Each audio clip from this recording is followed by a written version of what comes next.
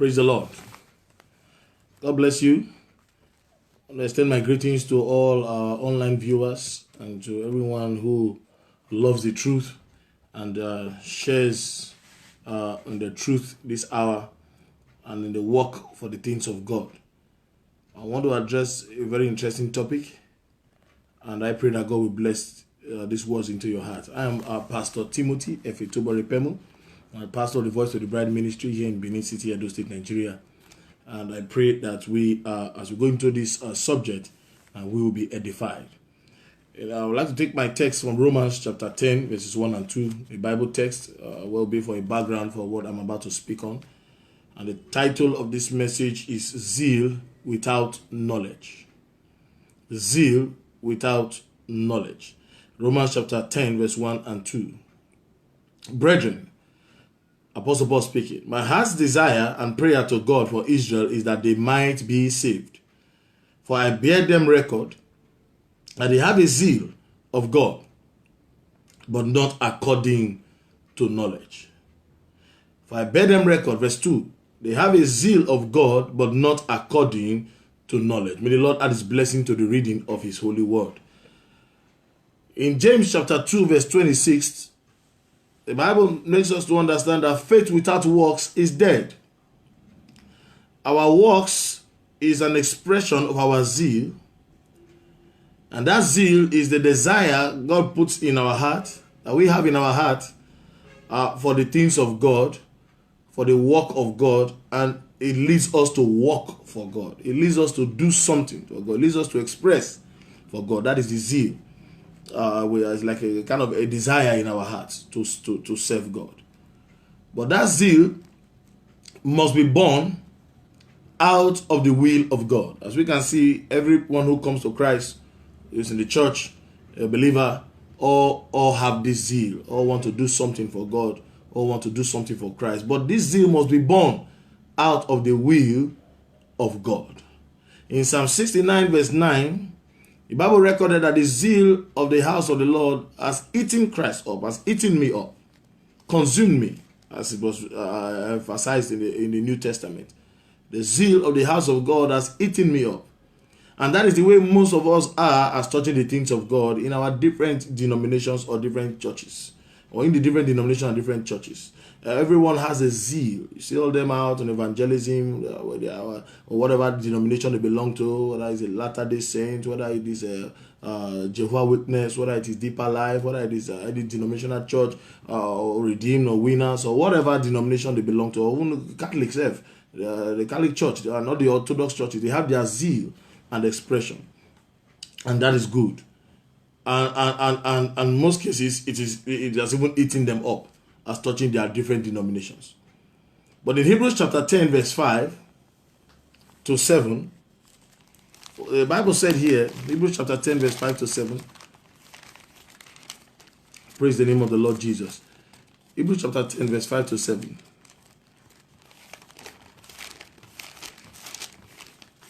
He said,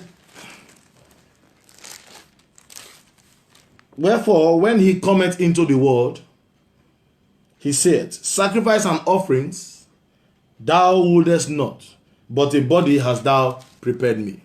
But in burnt offerings and sacrifice for sin thou hast no pleasure. Then said I, lo, I come in the volume of the book. It is written of me to do thy will, O God. It is written to do thy will, O God. So, despite the zeal we may have, it must all come under the will, the umbrella of God's will. Otherwise, it will be zeal without knowledge, and that is to no avail, to no reward. Now, before we serve God, we must know God and His will. Before we serve Him, we must know Him and His will.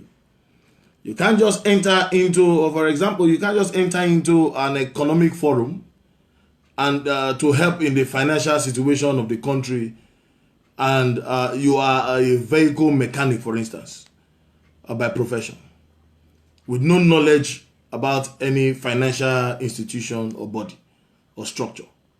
Now you just walk into an economic forum and decide to help and start speaking. despite your good intentions, you would make a mess of the whole situation. Because you must know what you are talking about. You must know what you are addressing to be able to be of value to it, and that in the proper sense. In 2 Samuel chapter 6, we see the story of David's desire and good intention to take the ark of God out of the house of Obed-Edom into the temple, into the tabernacle. It's not proper for the house of God to be there. Let's take it to its proper resting place. Good intention. He went about it and bought the musicians and bought the singers, but he went about it the wrong way, without knowledge, but a good zeal. He put the ark of God in a cart, upon a cart, for a donkey or an animal, a horse to take an animal to ride. And that is not God's will, and that is not God's way of how the ark is to be carried. The ark is to be carried by the Levites according to the word of God. But David had good intention. But he bypassed the will of God, bypassed the due order, and went after it his own with his own understanding. Now, despite his good intentions, as we can see in that story in 2 Samuel chapter 6, that did not stop God from responding or reacting or bringing that revival to a halt by the death of Uzzah. As we know the story, the ark did as though it was going to fall, and Uzzah tried to touch it, and he died. And there the whole revival came to a stop. What is going on? That was God making a statement. And despite David's good intentions, that did not stop God from expressing his will. So you see, doing God a service without his will or outside of his due order is dangerous. In Jeremiah chapter 23, in the book of Jeremiah chapter 23, Jeremiah chapter 9 verses 23. Jeremiah chapter 9 verse 23. What does the scripture say here? Thus said the Lord, let not the wise man glory in his wisdom, neither let the mighty man glory in his might. Let not the rich man glory in his riches, but let him that glorieth glory in this, that he understandeth and knoweth me. Hear those words, that he understandeth and knoweth me. That I am the Lord, which exercises loving kindness, judgment, and righteousness in the earth. For in these things I delight, saith the Lord. Let not the mighty man glory in his might, or the wise man in his wisdom, or the rich man in his riches. But when we glory that we understand and know him. To know him, knowing him is the ultimate. Knowing his will is the ultimate. Knowing his ways is the ultimate. And that will make your service fruitful. For here the Jews, they had a zeal, but not according to knowledge. They were zealous for the Mosaic law and for the things of the past, but not according to knowledge. Our glory is not in the works we can show. Our glory is not in the fame and prosperity and popularity as preachers or as believers. Our glory is not in our wealth or in any wealth that we may have, especially those of the prosperity preaching kind. But our glory is that we know Christ. Our glory is that we know Christ. And to know him is just beyond knowing, having a mental picture of who he is. In Psalm 103 verse 7, the Bible said God made his ways known unto Moses, but his acts unto the children of Israel. His ways he known unto Moses, but the actions unto the children of Israel. There are many preachers today that just preach Christ's actions, but his ways they do not know. He multiplied bread. He turned water to wine. They use it to preach prosperity gospels up and down. He opened the eyes of the blind. But his ways, they do not know. Remember in Matthew 28 verse 19, Jesus told the disciples, go ye therefore and teach all nations, baptizing them in the name of the Father, the Son, and the Holy Ghost, teaching them to observe all things whatsoever I have commanded you. So beyond his actions before them, of multiplying bread and turning water to wine, beyond those actions, there was his ways. They were his ways. Those ways were in the doctrines and the commandments he gave unto them. And that's why Jesus said, if you love me, he didn't say if you love me, turn water to wine. If you love me, do miracle. No, he said if you love me, keep my commandments. So that's why we can do miracles, signs and wonders, because that is all a part of Christianity. And that's all a part of the church. For he said in the book of Mark chapter 16, verse 16, 17, that these signs shall follow them that believe. In my name they shall cast out devils. So all is a part of Christianity. But knowing only his actions and not his will or his ways is dangerous. And in Psalm 103 verse 7, the Bible says he made his ways known unto Moses, but his acts unto the children of Israel. In 2 Peter chapter 5, knowledge is one of the 7 virtues of the believer. Knowledge. In Ephesians chapter 4, verse 13, the Bible says, the Bible defines this knowledge as the knowledge of the Son of God. Ephesians chapter 4, verse 13. The Bible describes the knowledge that we are to have as part of the virtues of believers in 2 Peter chapter 5. It describes this knowledge as the knowledge of the Son of God, which the fivefold ministry is to bring to our understanding, to perfect the church by the Holy Ghost in these last days. Praise the name of the Lord Jesus. And that knowledge is the knowledge of the Son of God. In Matthew chapter 7 verse 21, Jesus said, it's not all that say, Lord, Lord, that shall enter into the kingdom, but they that do the will of my Father in heaven.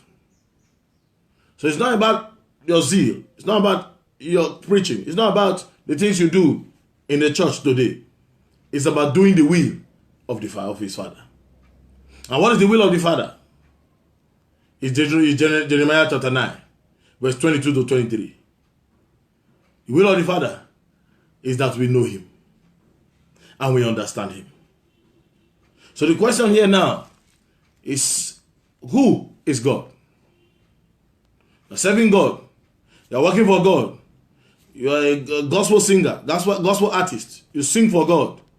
You're a preacher man. You preach for God. An evangelist. You go on evangelism for God. You are zealous to the things of God. Some of you are kingdom investors, sowing seed and planting seed of all your substance in your different denominations, zealous for the things of God. But the question here is, who is God? What is his makeup? And what are his ways? If we can answer these 3 questions, then we can know him. And when you know him, you will know his will, and you will serve him better. But when you do not know him, you will never serve him according to his way. For example, for instance, a father sends a child to wash his car in the morning, and in the evening he sends the child to go and withdraw some money from him in the bank, and gives him a check or something. But the child goes to wash the car again in the evening, and comes back, and the father says, "Where's the money? Where is it?" He said, "I used the check to wash the car. You know you like when I wash your car." The truth of the matter is, that is not the will of the Father now. Whereas in the morning he said, "Wash my car." In the evening, he said, "Go to the bank and withdraw some money for me." Now, doing God a service, whether washing the car is good and it's not a bad thing, but that will be doing the man a service without his will. You see that as an example. And that's how many today in the church, in the denominations, are doing God's service, are doing wonderful things, but not according to his way. Let's look at his makeup. Then you can know whom you are serving, whether you know him or not. Because you must know whom you serve. If you do not know your master, you cannot serve him properly. If you do not know your master, you cannot serve him properly. If you don't know God, our service to him will be futile. The first of the commandments is, Hear, O Israel, the Lord our God is one Lord. In Mark chapter 12, verse 29, the scripture tells us that. And that's the first of the commandments. Hear, O Israel, the Lord our God is one Lord. In Deuteronomy chapter 6, verse 4, that was the declaration from the mouth of Moses. The Lord our God is one Lord. And that's what the scripture, what Christ was referring to in Mark chapter 12, verse 29. In St. John chapter 4, verse 24, the Bible makes us understand that God is a spirit. God is a spirit. And in the Old Testament, he manifested himself as the pillar of cloud in Solomon's temple and the pillar of fire to Moses at the burning bush. A pillar of cloud by day to cover the children of Israel, and a pillar of fire by night to cover the children of Israel in their wilderness journey. Who is God? St. John chapter 1, verse 1 will answer this question for us. So that we may know whom we worship. We may know whom we serve. So that our service will not be in vain. St. John chapter 1, verse 1. The Bible says in the beginning here, St. John 1 verse 1, in the beginning was the Word, and the Word was with God, and the Word was God. Verse 14 of that same scripture. And the Word, which is God, was made flesh. So God was made flesh, and dwelt amongst us. And we beheld his glory, the glory as of the only begotten of the Father, full of grace and truth. Praise the name of the Lord Jesus Christ. In the beginning was the Word was with God, and the Word was God. St. John 1 verse 1.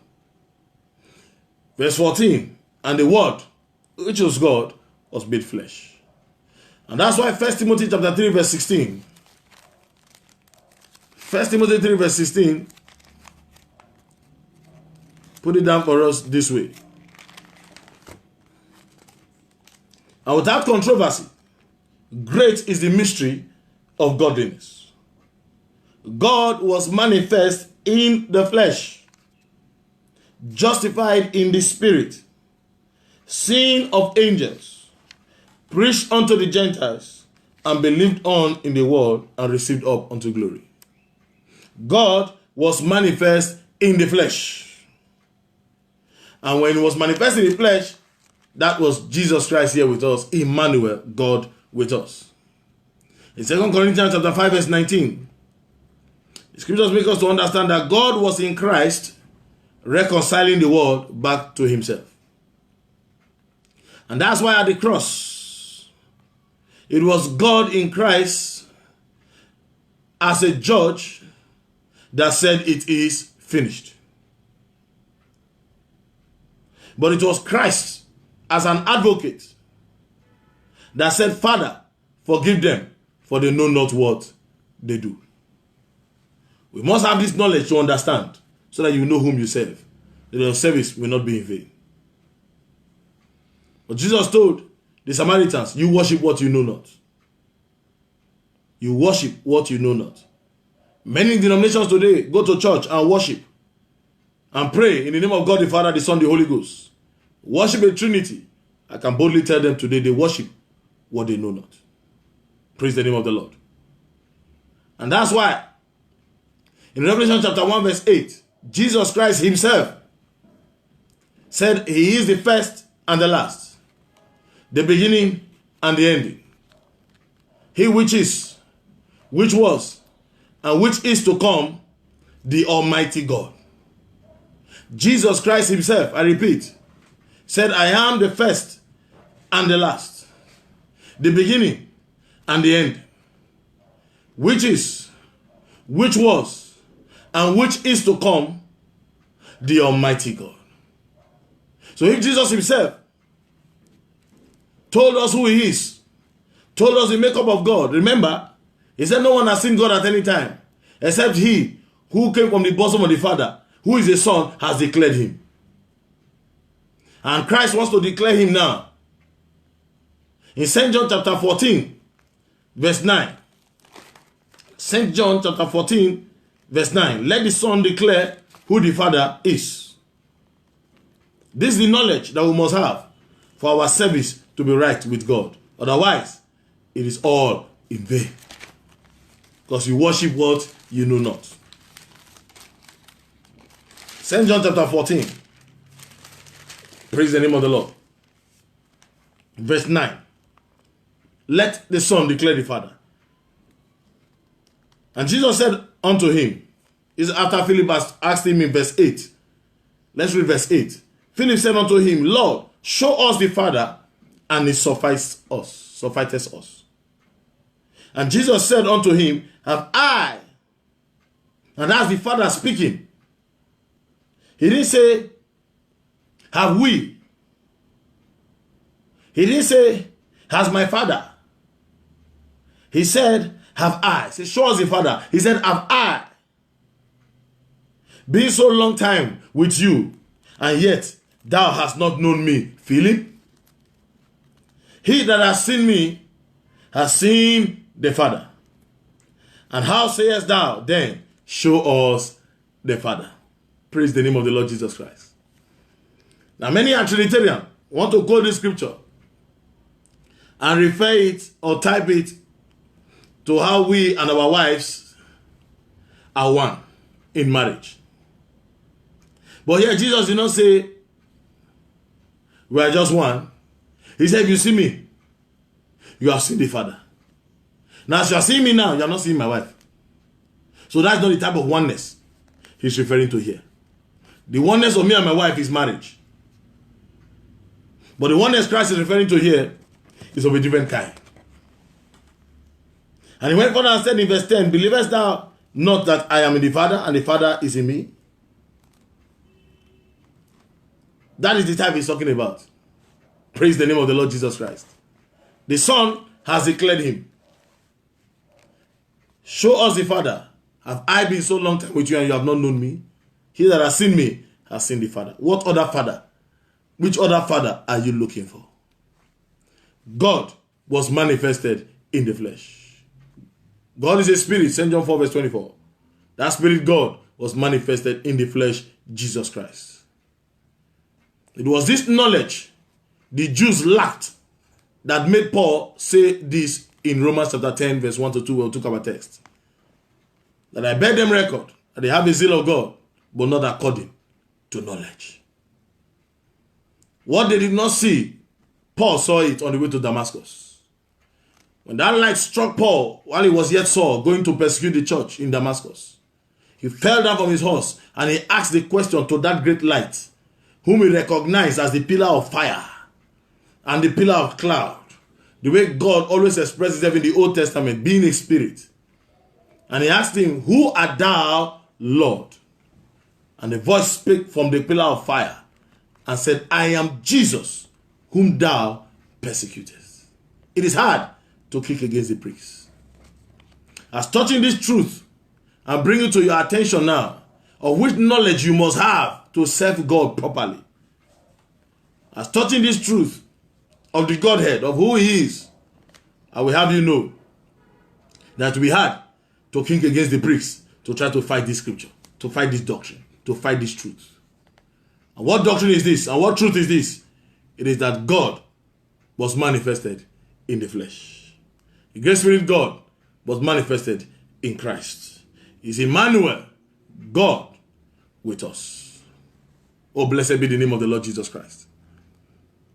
In St. John chapter 8, that was the debate between Christ and the religious Pharisees. As is still the debate between the Spirit of God and the religious denominations today. It is the all-time ultimate debate. What is the debate? Let's read that scripture, St. John chapter 8, and see the debate. And this is why Paul said they have a zeal, but not according to knowledge. I mean, in the denominations today with zeal, zealous, but not according to knowledge. St. John chapter 8. Let's read this debate here. It's quite a long scripture, but just follow. Jesus, from verse 1. Jesus went unto the Mount of Olives. And early in the morning he came again to the temple. And all the people came unto him, and he sat down and taught them. And the scribes and the Pharisees brought unto him a woman that was taken in adultery. And when they had set her in the midst, they said unto him, Master, this woman was taken in adultery, in the very act. Now Moses in the law commanded us that such should be stoned. But what sayest thou? This they said, tempting him, that they might have to accuse him. But Jesus stooped down, and with his finger wrote on the ground, as though he heard them not. And when they continued asking him, he lifted up himself and said unto them, He that is without sin among you, let him first cast a stone at her. Verse 8. And again he stooped down and wrote on the ground. And they which heard it, being convicted by their own conscience, went out one by one, beginning at the eldest, even unto the last. And Jesus was left alone, and the woman standing in the midst. And when Jesus had lifted up himself, and saw none of them, the woman, he said unto her, Woman, where are those that accuse thine accusers? Hath no man condemned thee? She said, No man, Lord. And Jesus said unto her, Neither do I condemn thee. Go and sin no more. And she spake again, and Jesus spake again unto them, saying, I am the light of the world, and he that followeth me shall not walk in darkness, but shall have the light of life. The Pharisees therefore said unto him, Thou bearest record of thyself.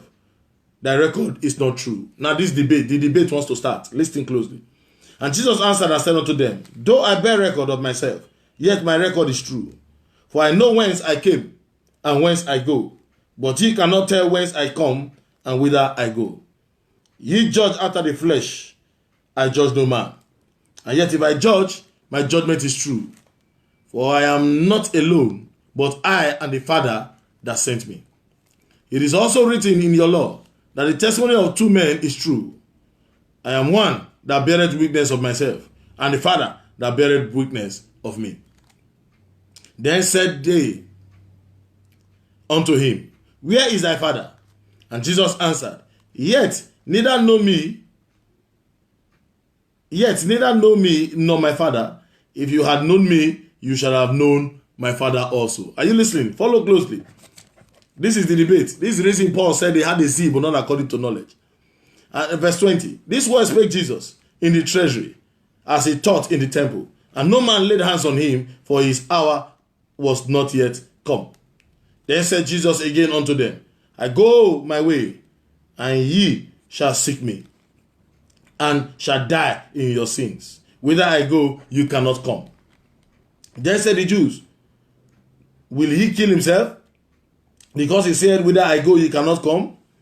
And he said unto them, Ye are from beneath, I am from above. Ye are of this world, I am not of this world. I said therefore unto you, that ye shall die in your sins. If ye believe not that I am he, ye shall die in your sins. Then said they unto him, Who art thou? And Jesus said unto them, that's why I asked the question, who is God? Who is Christ? What is his makeup? What are his ways? Is the question now. Who art thou? Praise the name of the Lord. And Jesus said unto them, Even the same that I said unto you from the beginning. I have many things to say and to judge of you. But he that sent me is true, and I speak to the world that those things which I have heard of him. They understood not that he spake of them of the Father. Then said Jesus unto them, When he had lifted up the Son of Man, then shall ye know that I am he. And I do nothing of myself, but as my Father hath taught me, I speak these things. And he sent me, and he that sent me is with me. The Father hath not left me alone, for I do always those things that please him. As he spake these words, many believed on him. Then said Jesus to them, to those Jews which believed on him, If ye continue in my word, then are ye my disciples indeed. And ye shall know the truth. Now this is the important part. This is a very important part of this debate here. And ye shall know the truth, and the truth shall make you free. What truth was he referring to? What truth was he saying that they shall know? Let's continue. Verse 33. They answered him, we be Abraham's seed, and we're never in bondage to any man. How sayest thou, ye shall be made free? And Jesus answered them, verily, verily, I say unto you, whosoever committeth sin is the servant of sin. And the servant abideth not in the house forever, but the Son abideth ever. If the Son therefore shall make you free, you shall be free indeed. I know that ye are Abraham's seed, but you seek to kill me, because of my word hath no place in you. I speak that which I have seen of my father, and ye do that which ye have seen of your father. They answered and said unto him, Abraham is our father. And Jesus said unto them, if ye were Abraham's children, ye would do the works of Abraham. But now ye seek to kill me, a man that hath told you the truth, which I have heard of God, and this did not Abraham. Ye do the deeds of your father. Then they said unto him, we are not born of fornication. We have one Father, even God. And Jesus said unto them, if God were your Father, you would love me. For I proceeded forth and came from God. Neither came I of myself, but he sent me. Why do you not understand my speech? The same question we can ask our denominational friends today. Why do they not understand our speech? Ask the same question. We can ask them in every different denomination. And he said, why do you not understand my speech? Verse 43. Even because you cannot hear my word. Ye have your father, the devil. And the lust of your father you will do. He was a murderer from the beginning, and abode not in the truth, because there was no truth in him. When he speaketh a lie, he speaketh of his own, for he is a liar and the father of it. And because I tell you the truth, ye believe me not. Which of you convinced me of sin? And if I say the truth, why do you not believe me? Verse 47. He that is of God heareth God's word. Ye therefore hear them not, because ye are not of God.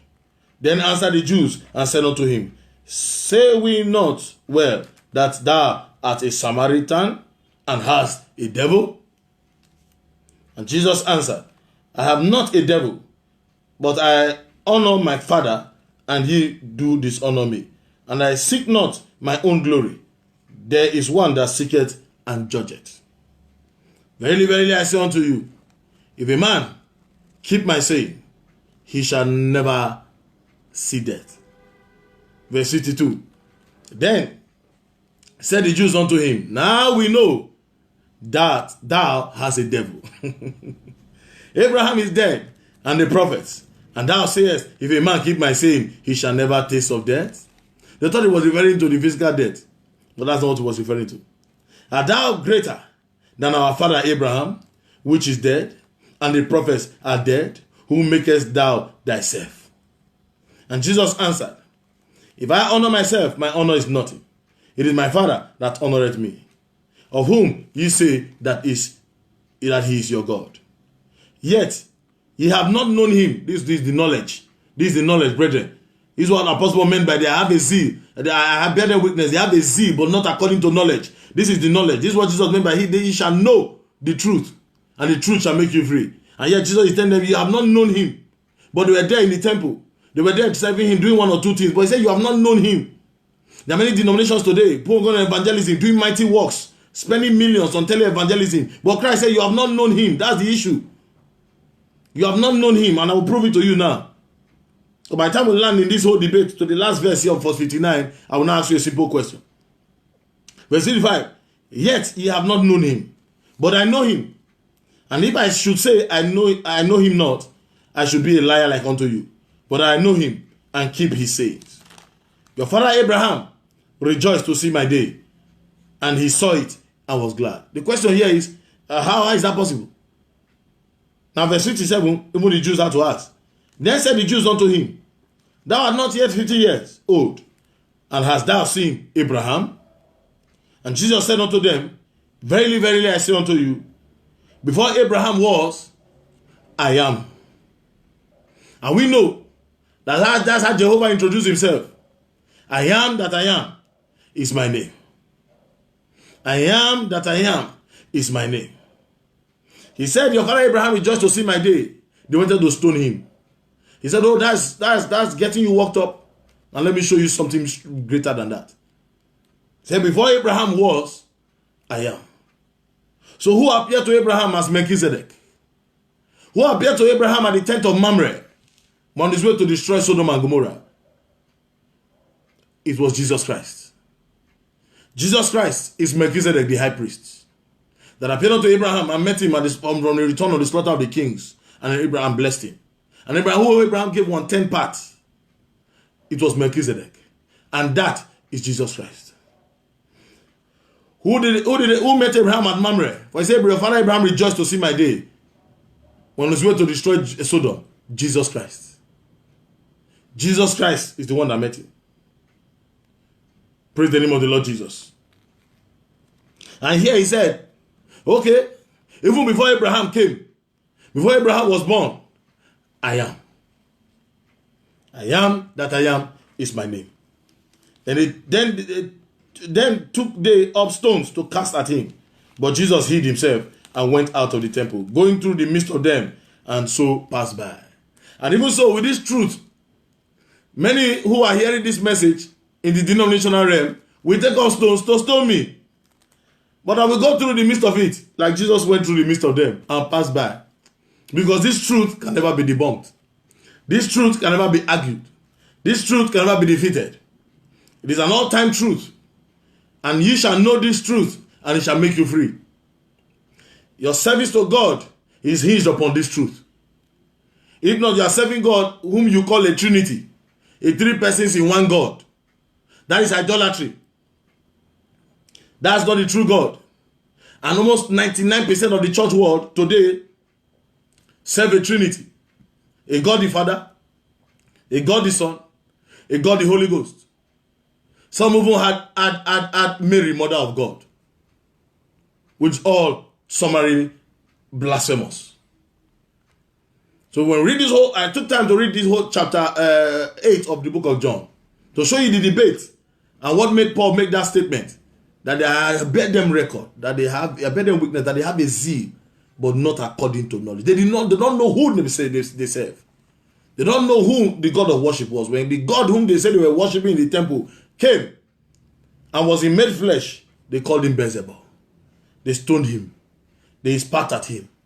They called him names. You saw it here just now. They said, well, now we know you have a devil. The same is true today. That same God has been made manifest by the power of his spoken word, by the power of the written word. Made manifest even in his church, in his bride today. And these truths are coming and being restored to the church in this final day to make the word bride who will be after Christ, not after their denomination, not after the church they worship. For today, when you see a denominational man, you know this is a Salem man. When you see a Catholic, you know this is a Catholic man. When you say a Christ Embassy, you know this is a Christ Embassy man. When you say a Deeper Lifer, you know this is a Deeper Lifer person. But in the beginning, it was not so. Believers were not known by their dress code, white and black, or by their appearance. Believers were known by the character of Christ they manifested. And back to Bible Christianity to bring us back to that character. Praise the name of the Lord Jesus Christ. So when you know him, he knows you and won't deny himself in you. In Matthew chapter 7, verse 21, let me drive this home for those for somebody here to understand. In Matthew chapter 7, verse 21, praise the name of the Lord. Many who are hearing me now say, I don't know God. I saw vision last night. I had revelation. He gave me vision. In my church last week, I delivered somebody from devil. I spoke in tongues. I'm even speaking right now, so I'm even listening to this your message. And you tell me I don't know God? Even God show me a revelation, show me something recently. Tell me I don't know God? Now look at this scripture. St. John Matthew chapter 7, verse 21. Not everyone that said unto me, Lord, Lord, shall enter into the kingdom of heaven, but he that doeth the will of my Father which is in heaven. That is the will I'm telling you now. That's the will. That's the will. That's the work that we must do. And he went further and said, praise the name of the Lord. Verse 22, many will say unto me in that day, Lord, Lord, have we not prophesied in thy name? And in thy name cast out devils? And in thy name done many wonderful works? Verse 23, then will I profess unto them, I never knew you. Depart from me, ye that walk iniquity. So you can use the name of Jesus to do many things. For breakthrough, for deliverance, for healing, for miracle. The name of Jesus will answer when you call upon that name. But as touching salvation, that name of Jesus is in St. John chapter 14 verse 6.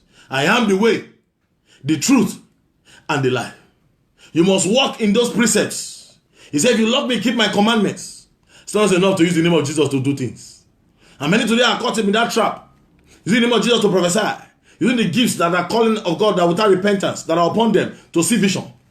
And yet they now think that they know him because of that. No, you do not know him. If you worship a trinity, a three persons in one God, you do not know him. If a woman is a pastor in your church, or your pastor is a woman, or you archbishop ordain your wife as pastor and bishop, you do not know him. You don't know him because his word is against it. 1 Timothy 2 verse 11. You don't know him.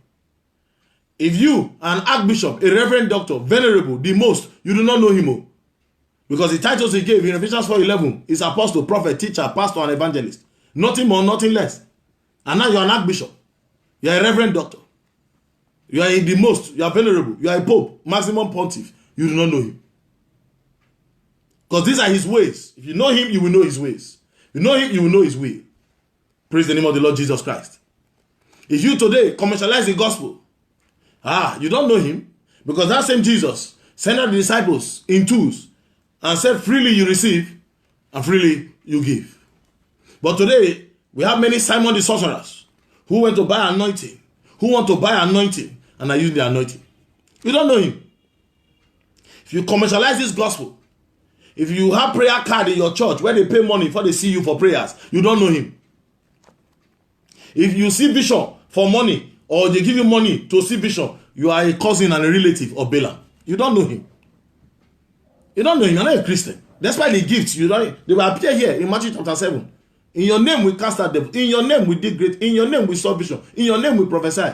In your name we did many wonderful works, of charitable works, like many denominations do today. That is the works. That is the zeal. They do many wonderful things, but yet they do not know him. And if you don't know him, he does not know you. If you don't know him, he does not know you. And that is why he told them here, I know you not. Depart from me, ye that walk in iniquity. And this truth we keep trying to bring to you in different angles. And by using this particular statement of Apostle Paul as touching the Jews to look at the Pharisees, to look at the denominational churches today, because the Pharisees and the Sadducees are a representation of denominational churches we see today. Every church that is a denomination is a Pharisaic or Sadduceic setup. And in that same group, what makes them a denomination is that God's word is not their foundation. They have their own doctrine and their own constitution and their own bulletin that they used to run their church. In Isaiah chapter 4, verse 1, the Bible captured them very well. The denominational spirit. Isaiah chapter 4, verse 1, see them here. Praise the name of the Lord Jesus Christ. It captured them very well. Look at what he said. And in that day, 7 women shall take hold of one man, saying, we will eat our own bread and wear our own apparel. Only let us be called by their name to take away our reproach. Yes, all denominational churches all mention Jesus. Big signboard, Jesus Ascension Ministry. But enter inside. Is it what Jesus wrote in this word, preach this word that's going on? Is it what is spoken here that is happening there? Jesus said, I come in my Father's name, you receive me not. Another will come in his own name, you have received. Have you not received Father Christmas today? Santa Claus, who has come in his own name. Is that not what the church celebrates today? In the next few months, from here, they will be celebrating Santa Claus. And of course, definitely with social distancing celebration. Is that not the problem? Is that not a problem? A church today that celebrates Valentine. special, and all these immoral things going on, and they say they know him. I want to let you know today that you have a zeal in all the great things you do: music festival, evangelism, charitable works, build hospitals, build schools. You have a zeal, but not according to knowledge. For you do not know him. If you know him, you won't be a denomination to start with. If you know him, you won't continue in that denomination where you are. Praise the name of the Lord Jesus Christ. Zeal without knowledge is an effort in futility. And so I leave this word with my Pentecostal and religious friends. It is my heart desire to God that you might be saved, as the grace that brings salvation has appeared to all men. For I bear witness this day, for I am a living witness in this church age. I see the zeal of our denominational friends, and I can bear them witness this day, that they have a zeal of God, but not according to knowledge. So it's my prayer that someone here, someone there, in the denominational circles of darkness, will hear this light and receive this truth, and come out of that darkness. For ye shall know the truth of who Christ is, the knowledge of the Son of God. And that knowledge is God in flesh. God made flesh. Emmanuel, God with us. That Jesus Christ of the Old Testament, Jehovah rather, of the Old Testament, is Jesus Christ of the New Testament. There are no two gods. There are no three gods. There is no Mary, Mother of God. There's no ancestors or saints that pray for us. There's only one God, and his name is the Lord Jesus Christ. That is the truth of the Bible. And I pray that God will help us to understand this. And when you know this, and you understand this, then you can begin to know his ways. You begin to know his will and what he wants you to do. So first thing we must know before we begin to understand his will is to know who he is. He is one God, one self-same God. Hear, O Israel, is the first of the commandments and the most important. Hear, O Israel, the Lord our God is one. Hear, O denominational preachers, archbishops, reverend doctors, and all denominational churches, the Lord our God is one. It's not a trinity, and no three persons in one God. There's only one God who manifested himself in three different offices: of the Father in the Old Testament, as the Son for redemption to die on the cross, and as the Holy Ghost today to perfect his bride, to perfect his church. He manifested himself in three different offices for the purpose of our redemption. Not three gods, but one God. Not three spirits, but one spirit. And one great spirit called God was made flesh in our Lord Jesus Christ. For God, 2 Corinthians chapter 5 verse 19, God was in Christ reconciling the world back to himself. Have this understanding, and we can begin to build from here. Praise the name of the Lord Jesus Christ. I pray that God will bless these words into your heart as we move forward and continue to bring you more light and more of God's truth in these dying days and these dark days and this last time. But the hour is at hand, and the time soon coming of the Lord is at hand. And going closer and closer, every day that breaks and every day that dawns is heralding the coming of the Lord Jesus Christ to take his church in the rapture. And will you be among the number? If you do not know him, how will he know you? How will you be in that rapture when you do not know him? So they're not to be zealous. They're not to be very zealous. I bear them record that their zeal is genuine. But yet, a zeal without knowledge cannot be counted for. It's my prayer that God will help us in the name of the Lord Jesus Christ. So when we come again, we'll continue and we'll open up the full, or this message is to open up the link, or rather the channel, to the teaching of the Godhead. And we'll open up and we'll come again next time and continue to break it down for you and show you all right straight to the Old Testament to now. And there is nothing like a Trinity. There are no three persons in one God. It's pure idolatry. God bless these words into your hearts. And I pray, as many as hear this, we come to know him now and understand. And you having zeal and having vision and having gift is different from knowing him. You having voice, hearing voice. I say, God led me here. Yes, God can do things like that. But it's different from knowing him. After all, a donkey, God used to prophesy one time. So I want you to understand this. That knowing him is far different from expressing your gifts or having grace. May God bless His words into our hearts in the name of Jesus. And may His coming rejoice our hearts. God bless you. Shalom to the bride of Christ worldwide. And shalom to the lovers of truth. God bless you. Shalom.